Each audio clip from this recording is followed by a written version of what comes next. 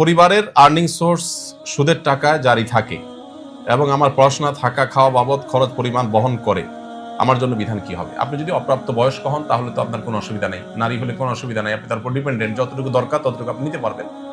কিন্তু যদি আপনি প্রাপ্তবয়স্ক হন, আপনার নিজের উপার্জন করা উচিত এবং উপার্জন করে আপনি হালাল কোনো ওয়ে থেকে নিজের জীবিকা নির্বাহ করা দরকার। দেখুন, একটা আছে দায় আর একটা আছে প্রভাব। এখানে কথা বলার সময় একেবারে নাই আমার হাতে। হারাম ভক্ষণ করলে আপনি, একটা হলো হারাম ভক্ষণের দায় নিতে হবে, শাস্তি হবে আল্লাহর কাছে, আরেকটা হলো এর প্রভাব আপনার মধ্যে আসবে। আপনি যদি হারাম খান, আপনার হতে পারে কোনো দায় নাই, কিন্তু প্রভাব নিশ্চিত, প্রভাব আপনি এড়াতে পারবেন না। হারামের প্রভাব কি? দোয়া কবুল না হওয়া, ইবাদতে তৃপ্তি না পাওয়া, স্বাদ না পাওয়া, বহু প্রভাব আছে।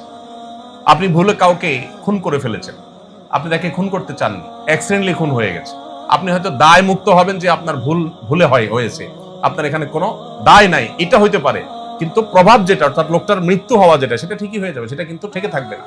এই জন্য হারাম থেকে বেঁচে থাকাটা যে কত ইম্পর্টেন্ট, এর সাথে আমাদের ইমানের সম্পর্ক যে কত গভীর, এটা আমরা বিষয়গুলো আমরা বুঝি না।